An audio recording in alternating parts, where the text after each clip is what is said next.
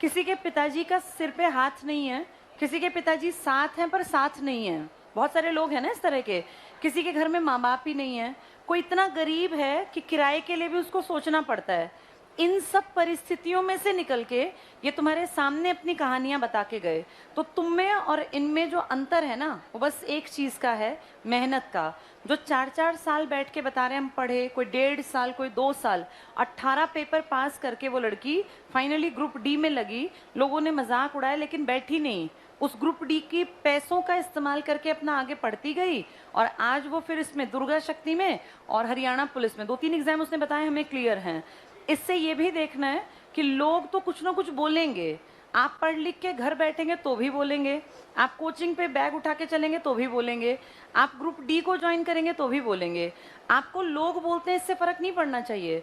फर्क पड़ना चाहिए इससे कि मेरे जीवन में आज से 5 साल बाद क्या होगा, क्योंकि ये सब चीजें आनी जानी है। ये ऐसे ही स्टूडेंट्स आएंगे, लोग आएंगे जाएंगे, बोलते चलेंगे। आपके परिवार की स्थितियां भी हर साल बदलेंगी। कभी पेरेंट्स सपोर्टिव दिखते हैं, कभी पेरेंट्स एंटी हो जाते हैं। वो अपनी जगह ठीक होते हैं क्योंकि बाहर से पता नहीं कितनी बातें सुन के आते हैं। जो लड़की 24 साल से क्रॉस कर गई तो उसके पेरेंट्स को लोग सुनाते हैं कि अब इसकी शादी कब करोगे, 24 की हो गई, 25 की हो गई। कितनी सारी लड़कियां नहीं बताती ये बातें।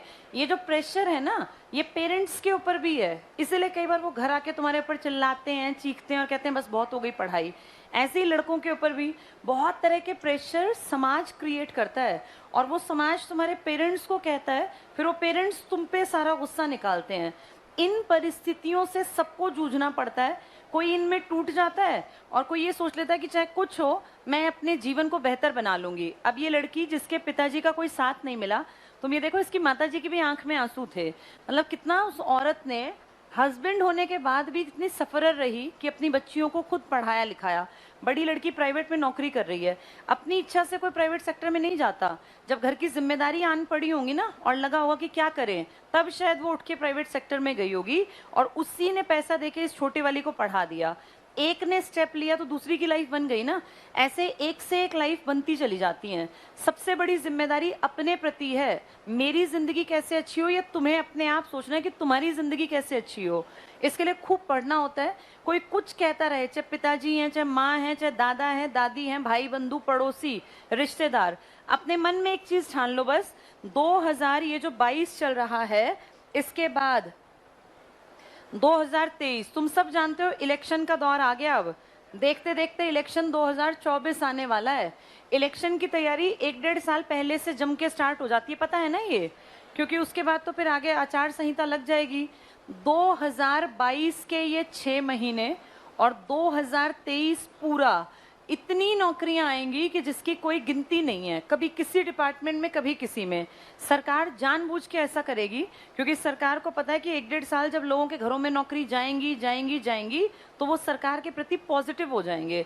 इस दौर में देखना देश में कोई बड़ी गड़बड़ नहीं होगी, सब कुछ ठीक ठीक चलेगा क्योंकि सरकार की इमेज अच्छी बना के रखनी है और धड़ल्ले से नौकरियां निकलेंगी।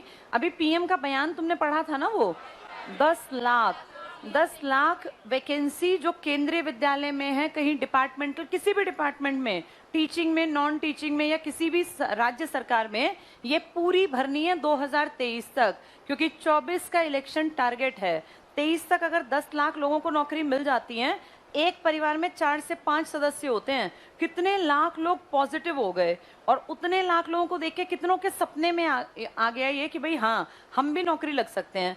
जिनका बेटा बेटी आज 10वीं में है, जब वो इनको देखेंगे जो लग गए तो उनके मन में आएगा ना कि 2-4 साल बाद हमारे बच्चे भी लग जाएंगे। जैसे जिस तरफ युवा शक्ति चलती है ना, उस तरफ सच में देश चलता है। और युवा शक्ति को सबसे बड़ी जरूरत है कि मुझे क्या मिल जाए, गवर्नमेंट जॉब। ये सरकार का एक पैंतरा है और अच्छी बात है। मैं तो ये कहती हूँ, सरकार अगर अपने पैतरे चल के भी नौकरी दे दे तो तुम्हारे जीवन पे तो अच्छा ही प्रभाव पड़ेगा। 10 लाख नौकरी आती है और तुम तैयारी करके बैठे हो, तो तुम्हें और क्या चाहिए। हमें तो एक एक नौकरी तो चाहिए। तो पॉजिटिव रहो, खूब पढ़ो। 2022 और 23 में ये मान लो, अब जितने लोग यहाँ बैठे हैं ना, जितने मुझे सुन रहे हैं, अगर तुम 2023 तक अपनी चांस को, बढ़िया गोल्डन अपॉर्चुनिटी को इस्तेमाल नहीं कर पाए तो फिर ये लड़ाई कई साल और लंबी चलेगी, फिर तुम्हें दिक्कत आएगी। क्योंकि 2024 के इलेक्शन के बाद हो सकता है 24 में वैकेंसी ही ना निकालें। भाई वो जीत गए, क्यों वैकेंसी निकालें। हो सकता है वो 25 में भी कोई काम ना करें और 26 में काम कहते कहते शुरू करें, जिसका रिजल्ट वो 28-29 में दिखाएं। तो इसीलिए अपने आप को इस बार मजबूत बना लो। ये 1.5 साल तुम्हारे हाथ में है, 6 महीने 22 के और अगला पूरा साल, इनमें जी तोड़ मेहनत कर लो। इसके बाद फिर दिक्कत आ जाएगी 3-4 साल के लिए। 3-4 साल फिर अगले इलेक्शन से 1.5-2 साल पहले सरकार बड़ी भर्ती करेगी, उससे पहले बड़ी भर्ती नहीं करेगी। तो अब ये 1-1.5 साल में कड़ी मेहनत करके और जितनी कोशिश कर सकते हो, मैथ्स है, रीजनिंग है, इंग्लिश है, हिंदी है, भाई हिस्ट्री है, पॉलिटिकल है, बायोलॉजी है, फिजिक्स है, ये सब पढ़ लिया करो। अपनी किताबों को इतनी इतनी बार पढ़ लो कि तुम्हें ये याद हो जाए कि इस पेज पे ये वाला पॉइंट यहाँ लिखा है। जब इतना याद हो जाएगा ना, तब सिलेक्शन का सपना देखना। ये 6 महीने पढ़ के लगने वाले तो इक्के दुक्के आते हैं। ज्यादातर देखो स्ट्रगल की कहानी सुनाते हैं कि हम 4 साल से पढ़ रहे थे, 3 साल से पढ़ रहे थे, 2 साल से पढ़ रहे थे, कितने एग्जाम फेल हुए, तब जाके फाइनल में 18, कोई 13 पेपर, कोई 5 पेपर पास करके तब ये लोग यहाँ तक पहुंचे। तो अपनी लड़ाई के लिए तुम्हें खुद खड़े होना पड़ेगा। सबसे ज्यादा ताकतवर हथियार ये पढ़ाई है, जो तुम्हारी लाइफ बदलेगी। और अच्छी बात है, हर बार ये सोचा करो, यहाँ जो बच्चे आते हैं ना, इनको देख के ये फील किया करो कि एक दिन हम भी यहाँ जाके खड़े होंगे और अपने माँ बाप का हम भी ऐसे नाम ऊंचा करेंगे। जिसके माँ बाप यहाँ आते हैं, कितने रिश्तेदार, कितने जानकार, पूरे गांव के लोग देखते नहीं होंगे, जलने वाले जरूर देखते होंगे कि ये कहाँ गए थे। उनको ज्यादा अच्छा ये यहाँ गए, ये बोल रहे हैं, मतलब एक जलन वाले जो लोग हैं ना, उन्हीं का मुंह बंद करना होता है। सक्सेसफुल होके अपने घर वालों को नहीं दिखाना होता उतना, जितना बाहर वाले और पड़ोसी और रिश्तेदारों को दिखाना होता है कि हम कुछ कर सकते थे। जो टॉन्ट करते हैं, जो जब तुम निकलते हो, चलते हो, तुम्हारे ऊपर कुछ ना कुछ इस तरह का तंज कसते हैं कि भाई चल पड़े बैग उठा के, कितने साल हो गए जाते आते, अब तक कुछ नहीं हुआ, इस बार तो वो भी लग गया, इसका नहीं नंबर आएगा। ये सब बातें पचानी होती हैं और टाइम आने पे इनका जवाब देना होता है जब सिलेक्शन हो जाए। तो ये सब चीजें अब रोज सोचा करो और मोटिवेशन खुद से फील किया करो कि मुझे आगे बढ़ना है। लाइफ बहुत जल्दी भाग जाएगी। तुम में से जो लोग 2 साल पहले क्या कर रहे थे और आज क्या कर रहे हैं, अगर 2 साल तुम पढ़ गए तो एक्सपीरियंस हो गया पढ़ाई का। नहीं पढ़े, यहीं बैठे थे, कई लोग ऐसे हैं जो 2 साल से आके बैठ रहे हैं और बैठे ही रहेंगे, फिर दिक्कत होगी। रोज रोज सीखते जाना।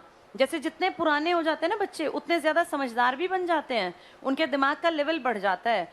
पर फाइनल रिजल्ट में जब तक नंबर नहीं आता, तब तक लोग हंसते ही रहते हैं कि भाई इतने दिन से पढ़ रहे हैं, इनका नंबर नहीं आया। इनको मुंह बंद करने का बस एक तरीका, खूब पढ़ो, मेहनत करो, जी जान लगा के 2023 में नौकरी हर एक के हाथ में हो, इतनी मेहनत कर लेना। ठीक है, चलो थोड़ा सा पढ़ा दूं। एक